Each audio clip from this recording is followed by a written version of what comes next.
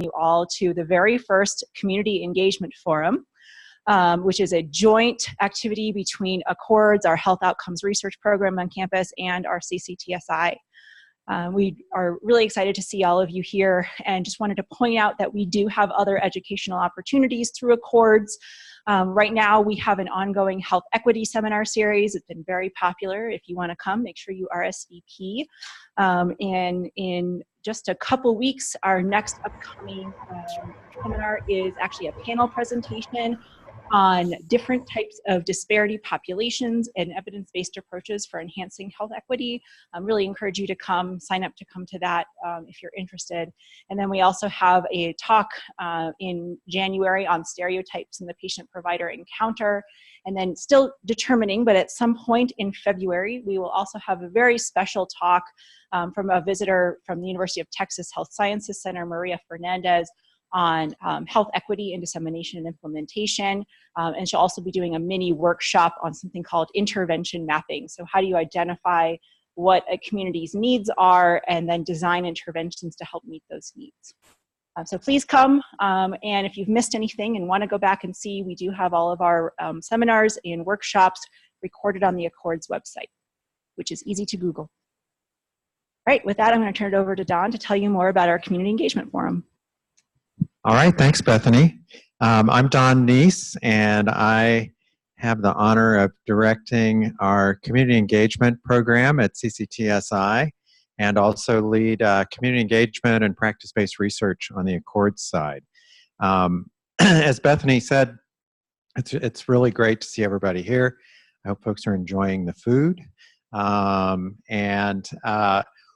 This sprang out of some interviews that we did with folks who have been through our community immersion training program, our pilot grant program, some of our other programs, as well as some of our other stakeholders. And there was pretty unanimous interest in having a forum like this, a regular place where we could gather folks on campus that are interested in networking with folks that are using community engagement techniques, working in communities, that sort of thing. And so with the help and the sponsorship of the folks on the Accords side, we've been able to make this happen. So this is going to be a quarterly event. So I hope that this will not be your last, and that you'll come for future ones as well.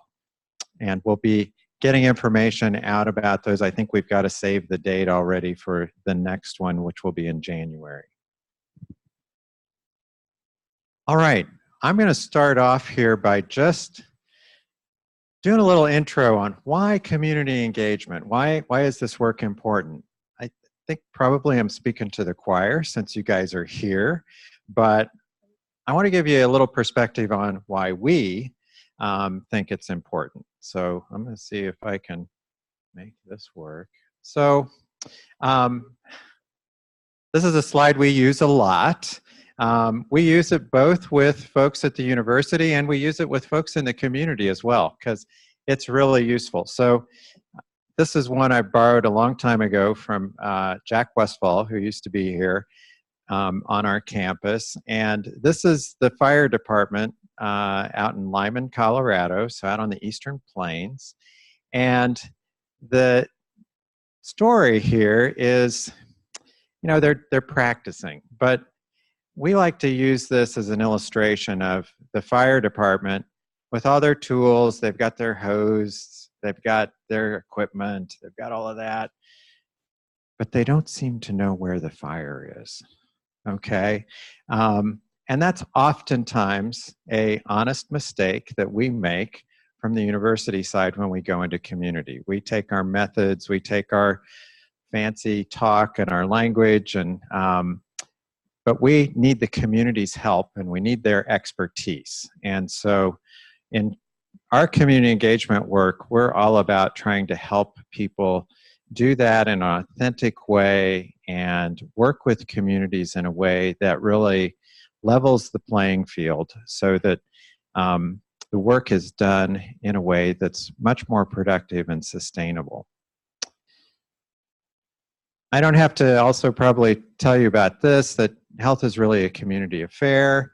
Medical care really is responsible for pretty small part of health outcomes: social circumstances, physical environment, individual behaviors, all of those things that really are strongly influenced by community, social connectedness, other kinds of disparities related issues actually matter a lot more than what doctors like I do in my office when I'm over at A.F. Williams Family Medicine.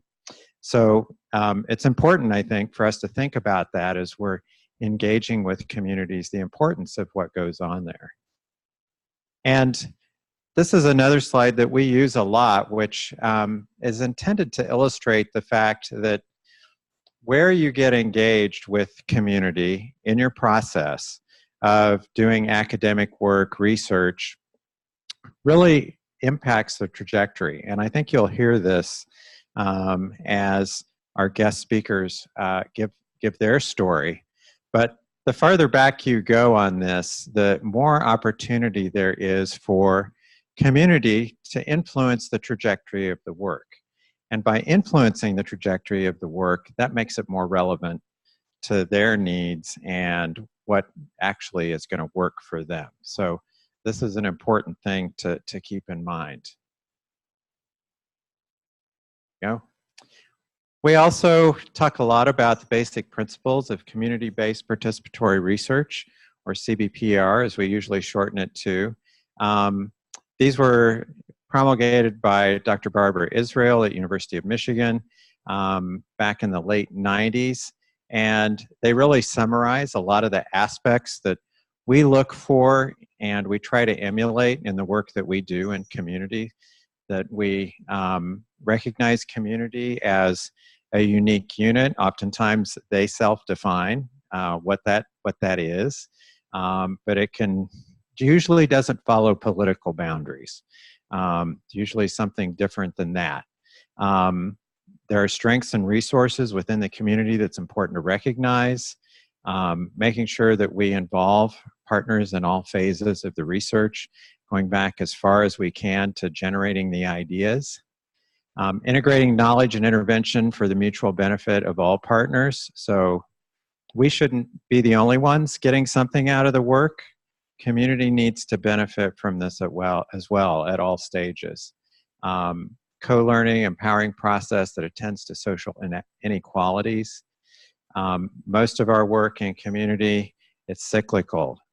So we're always sort of moving on to the next thing, and it's iterative because things are always changing and the needs change. Addressing health from both positive and ecological perspectives, recognizing assets that communities have, making sure that we're disseminating the findings and knowledge to all the partners, and finally, this long-term commitment piece is really, really important. So not just parachuting in for one project, but really developing and sustaining long-term relationships are what makes the work more valuable and, quite honestly, a lot more fun. And this is just how I sum it up. So from the community's perspective, nothing for them without them.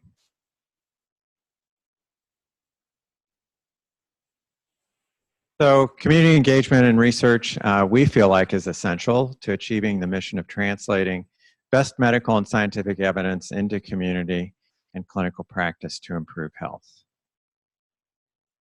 So just a few words about our infrastructure, because infrastructure is important. You need to have stuff in place to make this work happen. So we think about this as the resources, policies, relationships, and the culture that facilitate meaningful engagement. And we have published a little bit on this, key components of infrastructure that facilitate connections and relationships, that build skills and expertise. Again, this culture thing is really important. Longitudinal, non-steady, dependent engagement activities. So we often talk to folks about, what do you do when the funding runs out? Do you keep working with folks? Do you start looking for the next round of funding? Systems that promote effective dissemination of study findings, policies and procedures around engagement, training, staff, funding, and resources. So one of our foci today with our guest speakers is really going to be to talk about this, one of these important infrastructure pieces, and that is our CCTSI community research liaisons, which we've got several in the audience. Great to have you guys here. So our community research liaisons are embedded in communities, both here in the metro area and around the state. We fund a portion of their time through CCTSI, and that time really is used by them to be connectors in their community, to really build those relationships and to help community members understand what research is. When we come calling with projects and partners, they help to sort of navigate and broker those relationships. So they play an incredibly important role. And one of their very important roles is they help us keep it real. They challenge us on how we're approaching this work, and both in our meetings and one-on-one, they really keep us honest. So these are just some conceptual roles. They act as facilitators, they may act as research assistants, educators, guardians for their communities that they work in, advocates, ambassadors, and matchmakers. So you're going to hear a lot more about that. So today we're going to hear from Lucille and Amy, and Lucille and Amy represent a academic CRL partnership. So as you're listening to their story, I just wanted to give you some questions to reflect on.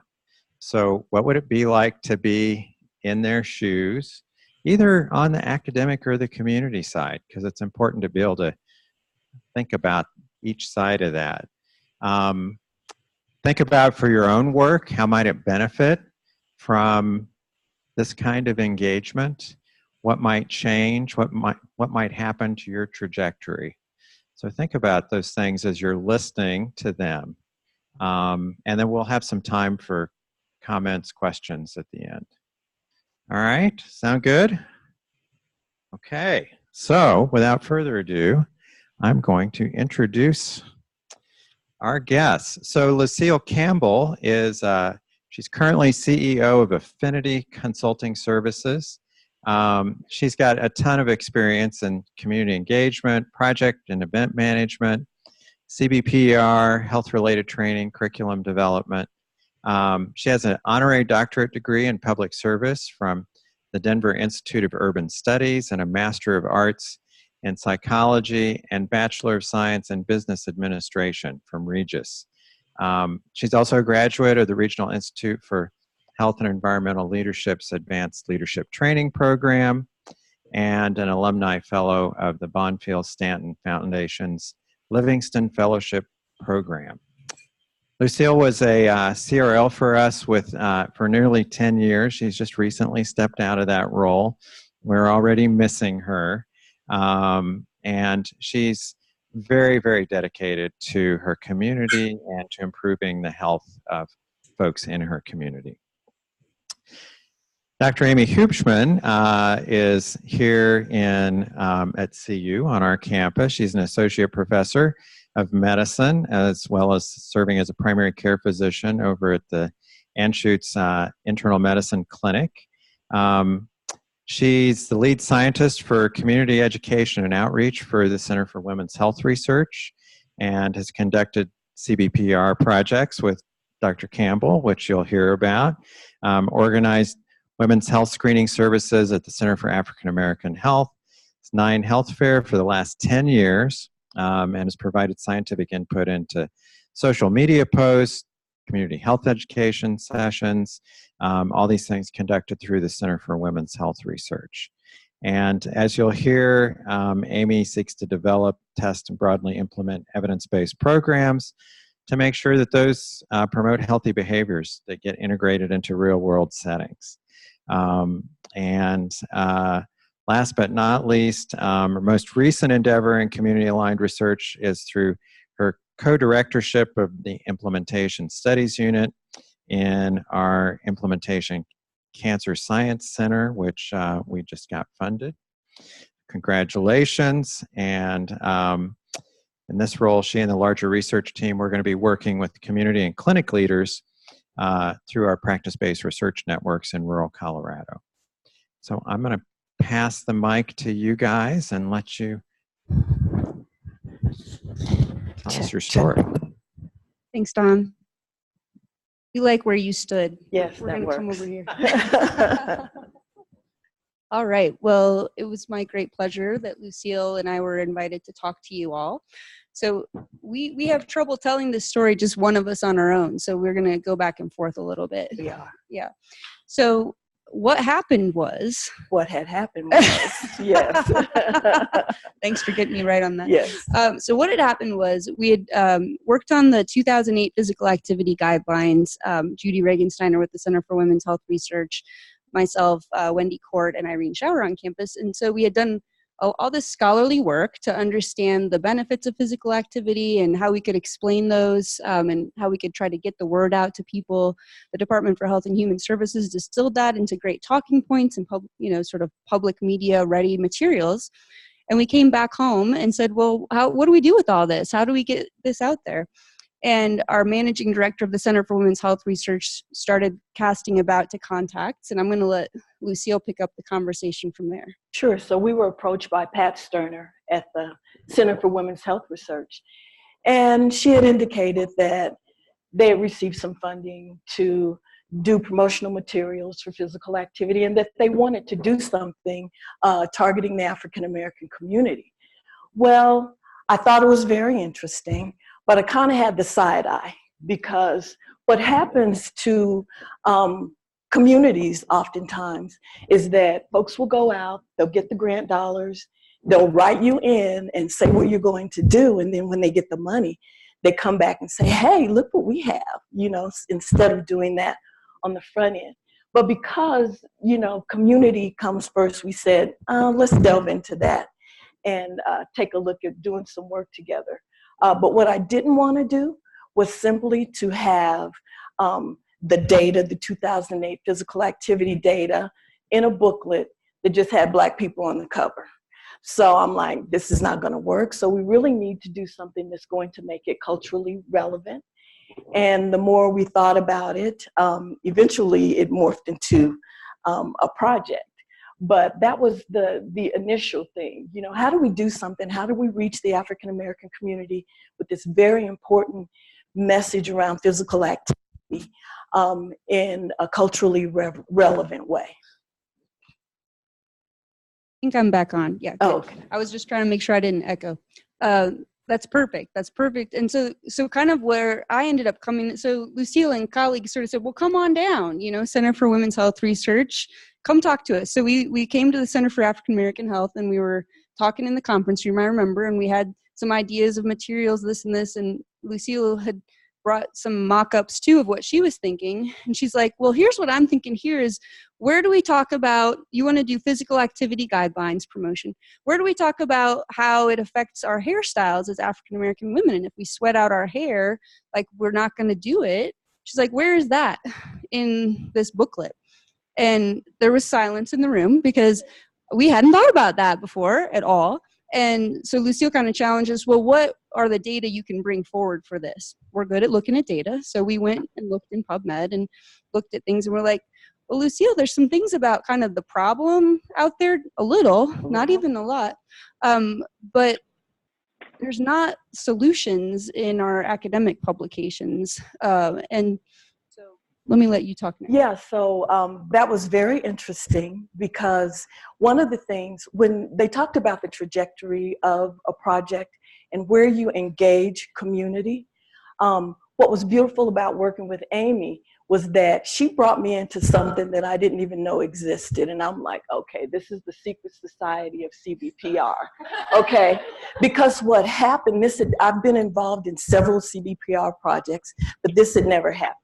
So Amy and her colleagues, they met and they an opportunity to vet ideas, to see whether or not or to get some feedback on whether or not they felt like it was a viable project. And so I'm like scratching my head, oh, so all of this is going on before I even get to the table. So it explains why you get to the table, how you can get to the table as a community member, and all of these decisions are already made that you should be able to make together.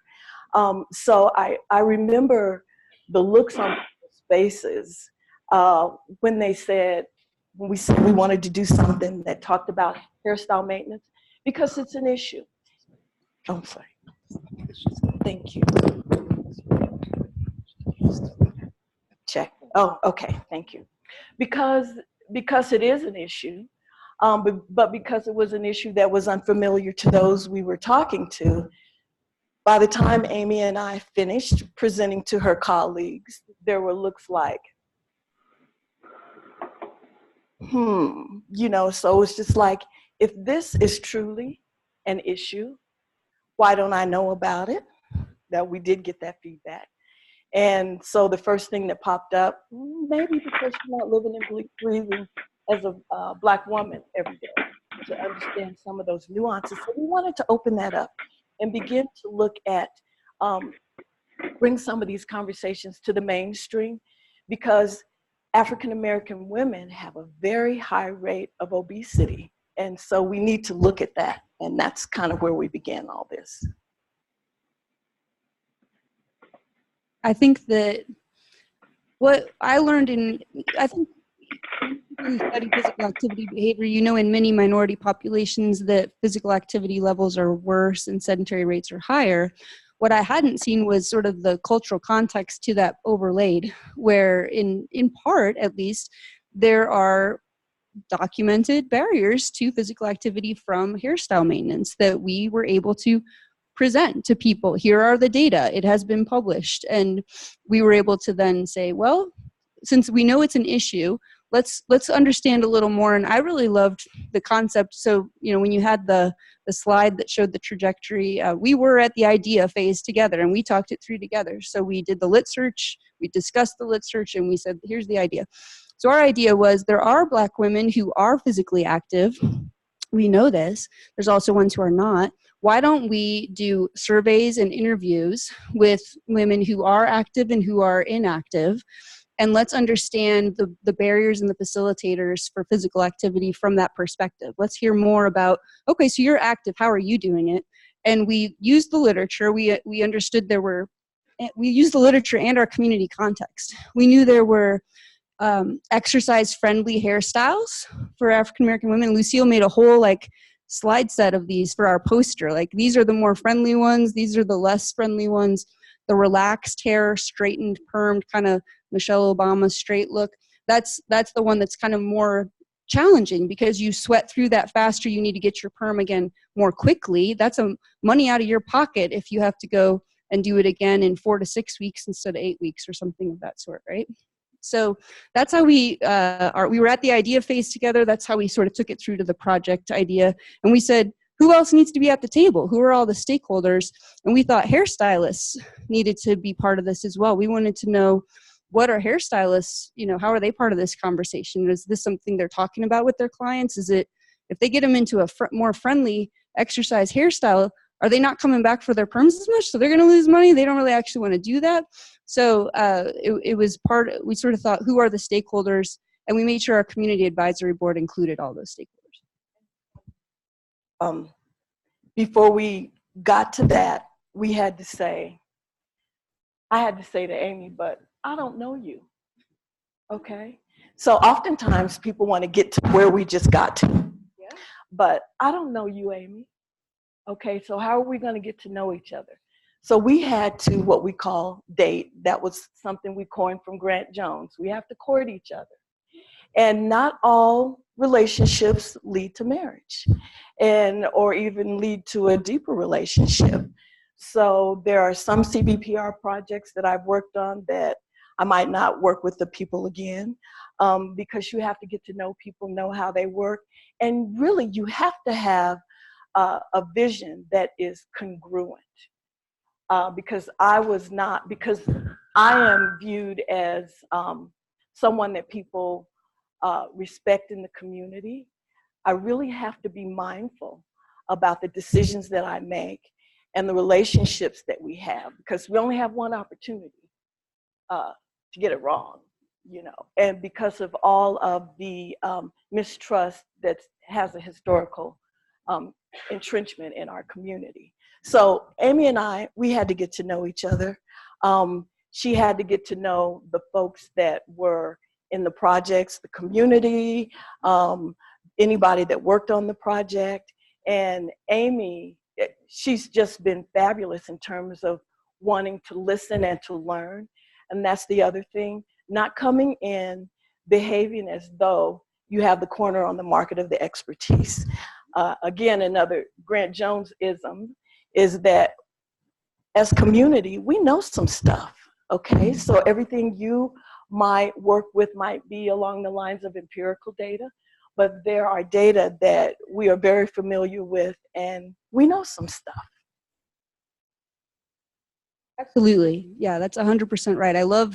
Thank you for putting that reminder out. And the thing I wanted to say about our CBPR project too was that we were asked to kind of talk about some of the challenges and also the successes of the project. I think one of the things that really was positioning us for success, I was new at CBPR. I'd read about it, taken classes about it. I hadn't done it before. Lucille had done CBPR and she was like, so here's what we're going to do. And here's what we're not going to do. And it was very helpful. It was very helpful that she already knew what we should do and what we should not do. But I also want to say that on the academic side, Amy would say, here's what we need to do, okay? Because we would give some pushback, you know, when, I'll give an example from a previous project. Someone wanted to know if we could identify among our constituents the intersection, the closest intersection where they live. And we said, absolutely not. Yeah, but we need to have this information because academically we need this, that, and the other. Well, when you're dealing with diverse communities who are, you know, is this the man? Why do you need to know the nearest intersection closest to where I live? So the balance that we struck is that we have to be flexible, and that there are some things that we need as community, and there are some things that the researchers need, and it requires that Tai Chi, that flexibility, so that you can work around and have a good outcome. Yeah, that's a good point. Like, I think, yeah, maybe we talked about, oh, well, you know, the surveys need to be like this and the interview guides need to be like this, and we need to do this process of debriefing at the end with our, you know, the people who lead the interviews. And Lucille also wisely was like, and we need to make sure our community members are leading the interviews and leading the focus groups. And I think you even knew the trainer that we should bring in and had worked with her before, and said, here's who I think we should bring in to do our training for the interviews. I think she does real well, you know, with communities. So yeah, the give and take is huge. And as I thought about it ahead of this, I like Dan Matlock uses an example for shared decision making of it being a meeting of two experts as a clinician and a patient. You know, the patient knows their perspective and the clinician knows kind of the literature. And I think in CBPR, it's not just two experts, because you have a whole community that you're working with. And sometimes I guess I have a research team as well, or, you know, other people to sort of represent. But it's that mindset of we're coming together open to the expertise that the other group has and not thinking we have the market cornered. One thing that we say, no one's expertise trumps the others. So we want to come with a level playing field, and we want to be able to contribute for the greater good, if you will. Agree. Yeah. So I think that's where we wanted to leave it on the project itself. We were meant to, I think, talk more about just the approaches to it and the kind of lessons learned and barriers and successes. At least from my standpoint, that's what I wanted to leave off with on the project. Lucille, did you have anything else you wanted to add about the project itself? We did. In terms of the project itself, I'd just like to say that one of the really, really critical things was the community dissemination. So you can come into community, you can do all of this work, and if you don't circle back and come back and disseminate the findings, community may be left scratching their head saying, one more time, someone has come into community asking us to do something, and they don't circle back with the results. So that was very, very critical that we were able to do that. I would agree. And I think also critical, you were there at the grant submission stage because we budgeted Yes. money for that. So we made sure that we had money for the materials and the sort of refreshments to do that. Right, right. We did also publish. I put a few hard copies there on the edge of that if anyone wants to take home our paper, and happy to email it out on request as well. So we did that whole trajectory Don showed, and we did it all in partnership with community the whole way. You know, I will say that during the project, Amy walked into a situation where in the Black community and other communities as well, your hair is a big deal. And in the Black community, it is a billion-dollar industry. So when we're looking at trying to get at what the issues are for the barriers for physical activity, we have to take that into consideration. We have to take into consideration the different styles that folks are wearing, whether they have extensions, whether they're doing a natural style, much like myself, whether they wear wigs, and what are the implications of that? And a lot of times it came down to money, because if you go and you spend $500 and $600 on a hairstyle that's to last you for 6 weeks, you're likely not to want to get too aggressive with your physical activity until you're closer to going back for a touch-up or something like that. So just keeping that in mind, Amy had a lot to learn. And so she started out, and I called it Black Hair 101, because she walked in Black Hair 101. And because she was so open in these focus groups and everything, people were so willing to share information with Amy, until at the end of the day, she was in AP. Yeah, she made it to AP, Black Hair AP. I learned about the kitchen. You don't know about the kitchen? Ask me later. There you go. Teaser. So no, I think that's a good place to leave it for the project, other than to say we did identify, maybe I'll just take 1 minute on that, several different techniques that I thought were very interesting, from wearing hairstyle, kind of perspiration friendly hairstyles is I think what we ended up calling them. Lucille brought some cooling cap swag to our community dissemination too, where you could wear a cap that has like a cooling kind of moisture wicking, or some of them even had like those like freezer pack kind of like things, so you could put it in the freezer and cool it off and then wear it. Learned about using wraps or wigs or other things to kind of get yourself presentable when you leave the gym, because some of it was too about kind of respect and having that bearing, know, so people wouldn't see you with your hair askance. And I just thought it was really interesting. We did have some nice strategies at the end of the day that we were able to summarize. Right. And, how do we keep people being physically active, taking all of this into consideration? So there are options, there are choices to be made. One consideration would be that we heard is do things that will get you a workout, but aren't as intense, that will cause the perspiration that can wreck a hairstyle. So I've spent all morning flat ironing my hair, and I'm looking sleek and smooth. And if I go to Zumba, I'm going to look like this at the end of the exercise if I don't have any type of straightening chemicals or anything in my hair.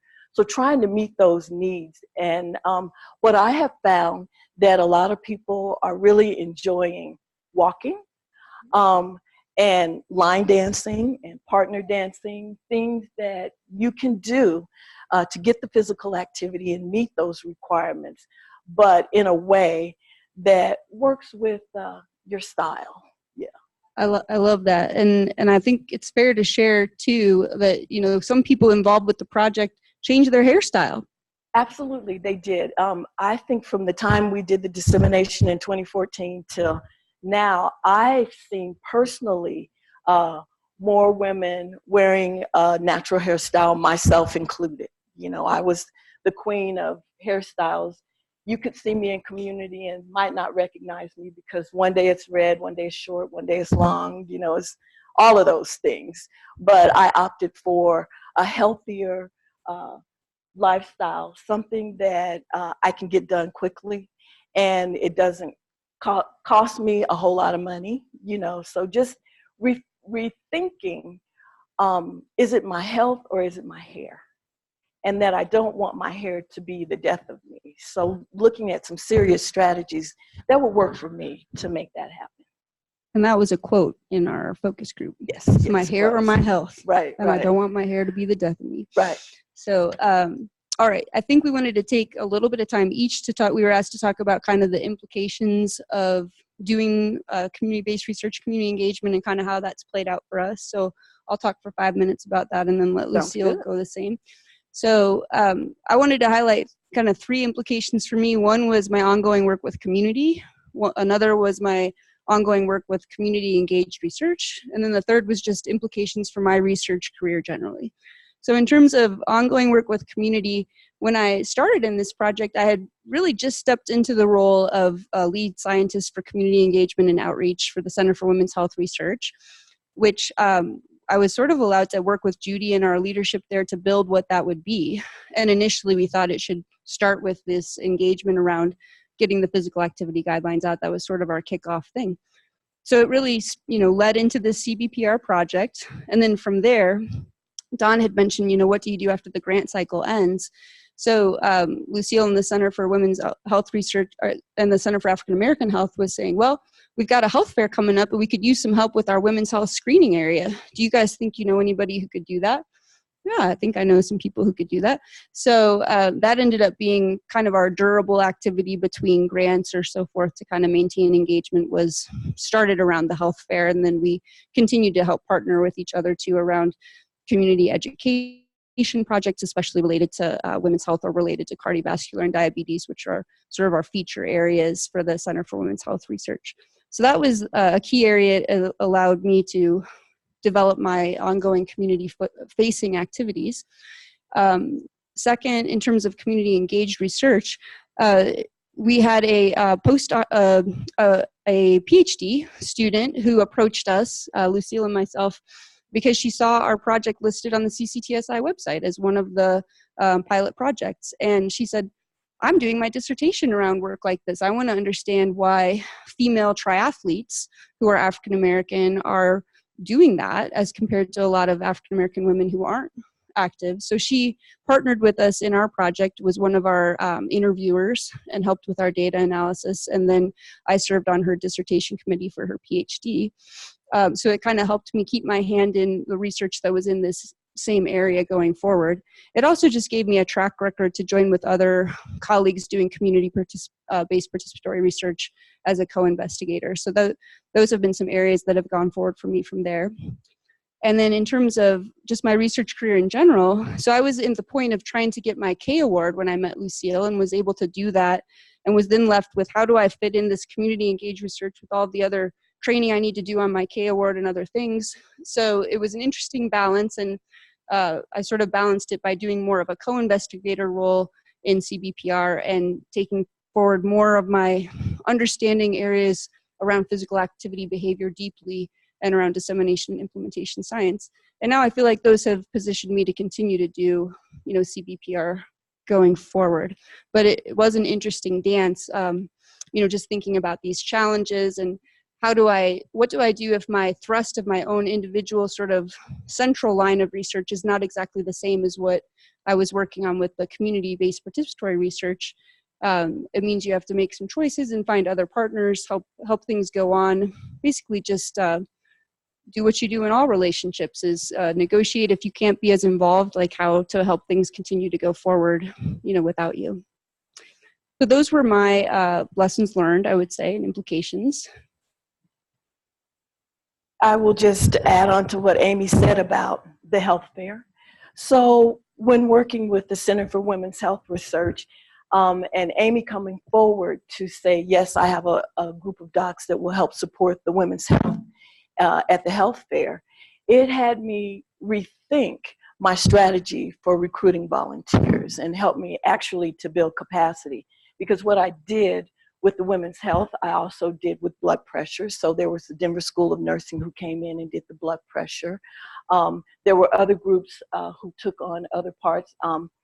Gordon Duvall here, he would always bring a group of students, nursing students, to do physicals, physical assessments, phlebotomists, those types of things. So we went from a system where we were trying to recruit volunteers individually to having an opportunity to partner with organizations who were more than happy to own that body of work, which helped us to build capacity at the health fair.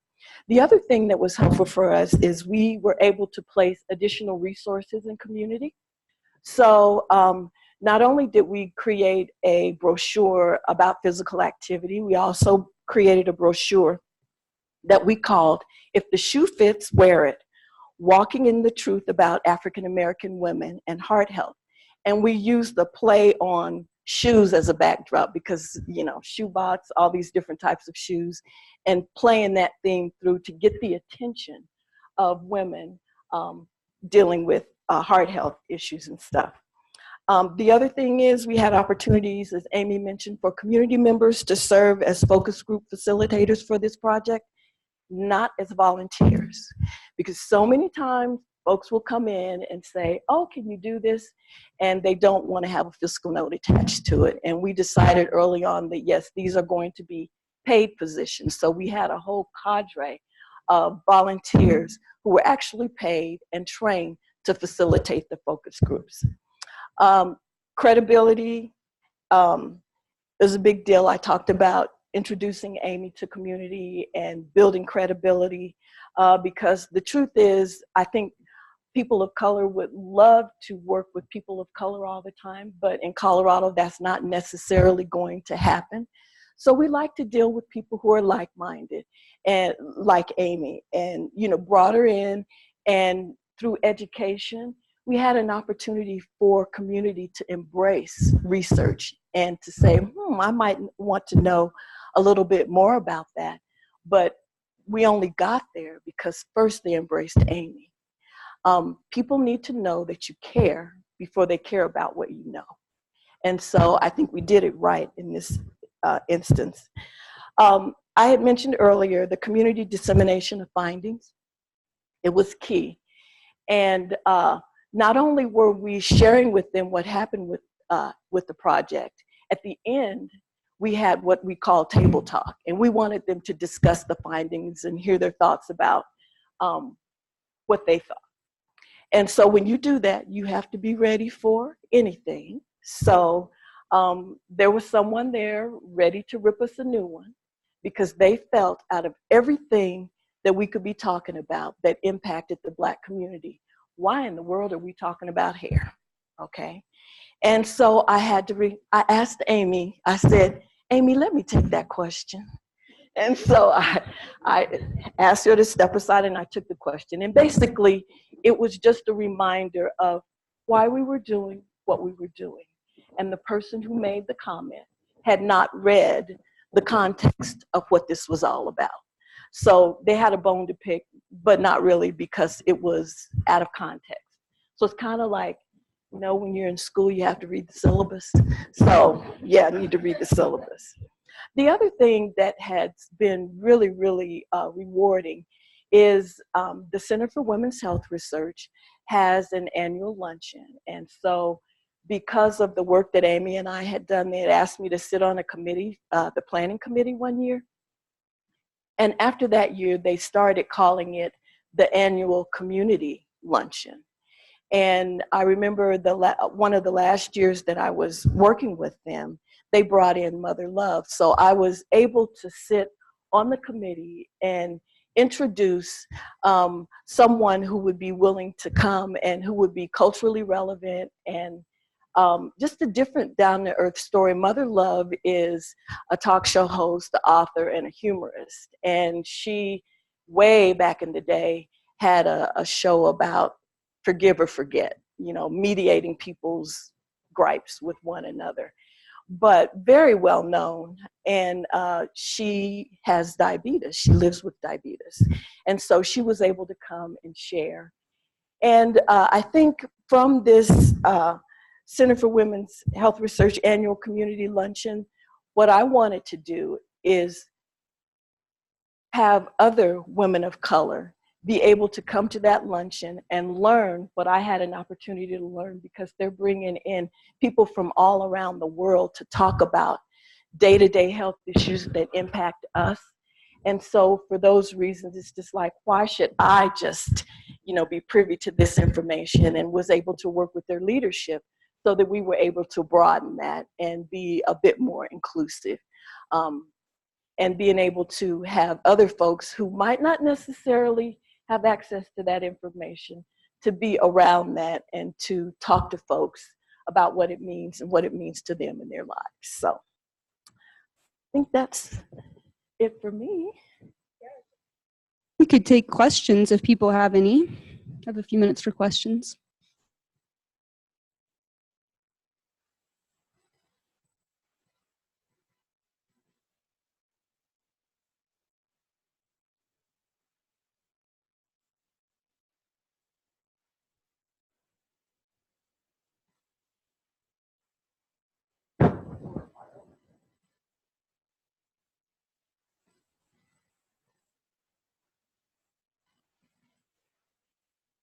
Oh, let's see.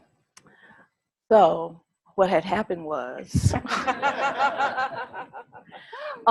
when I started with the Center for African American Health. I was the director the director of health initiatives there.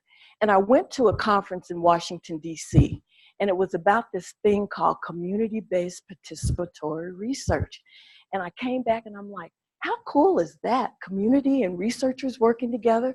And it was years before I actually became engaged in the work, but it was something that intrigued me. And so I began to follow it. And fast forward several years later, CCTSI and the PAC Council, they were establishing the CRL role. And so they invited my organization, the Center for African American Health, to participate. So that's how I started. And our executive director at the time served on the PAC Council. So that's how it all began. And the more time went on, I went down the rabbit hole. I just love the work. Yeah.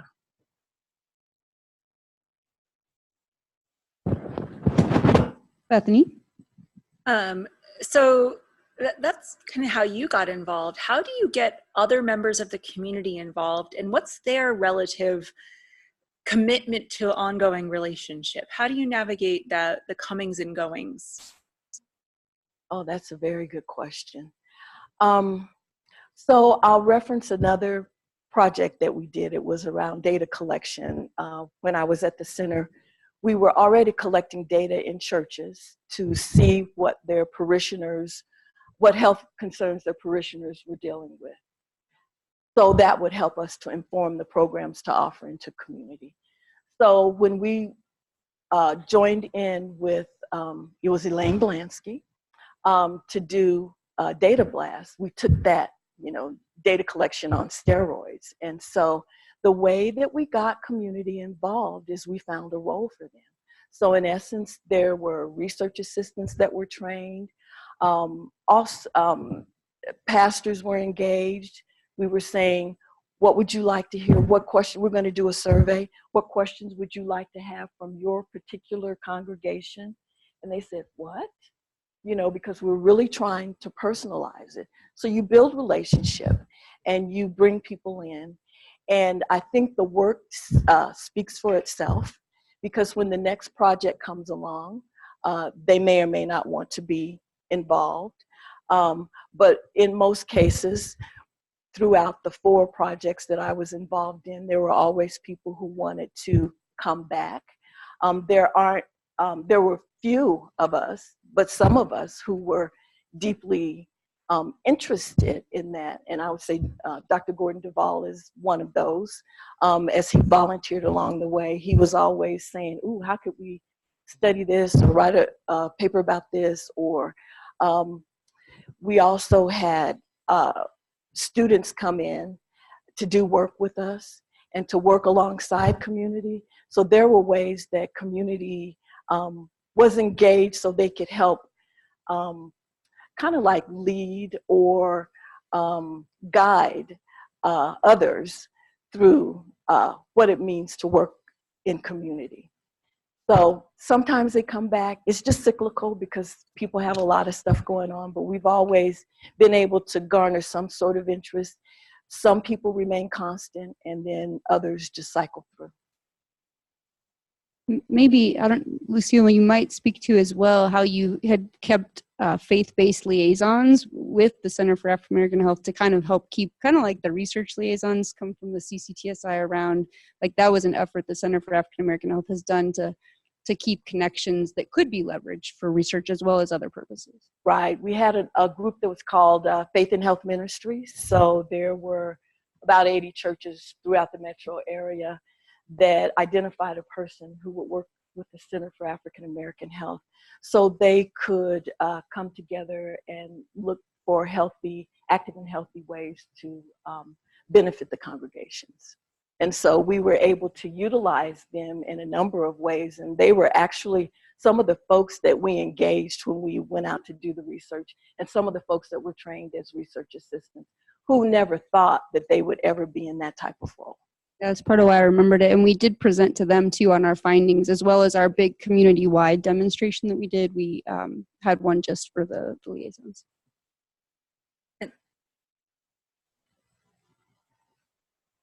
You want to read it to us? From Sylvia Gutierrez Raghunath asks, what kind of barriers do you find working in the community? And perhaps how do you overcome them?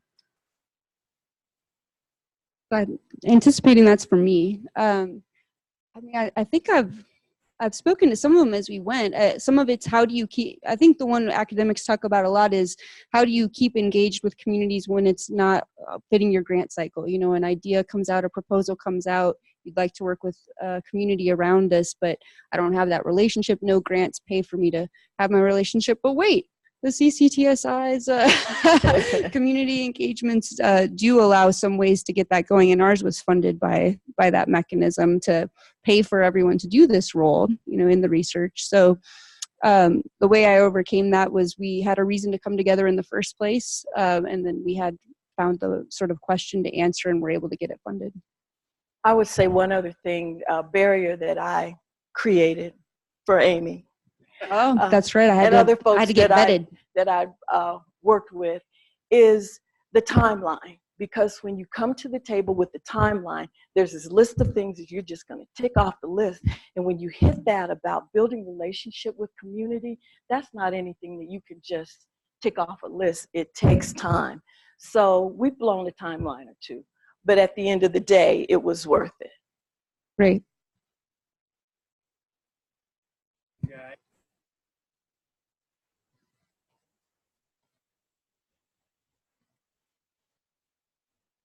Fantastic. We are about out of time, and we do have a thing about ending on time. So I want to make sure we get you guys out on time. I just want to emphasize a couple of things that I heard that I thought were fantastic points. Showing up. Lucille talked very early on about Amy, inviting Amy to come on down. So not meeting here on campus, but actually showing up in community and showing up with humility. I think that was really important. This whole thing about getting to know each other, when we start our meetings, we take as much time as it takes to do introductions around the table. That's really, really important. And the other thing I really liked hearing was how this project built capacity in the community.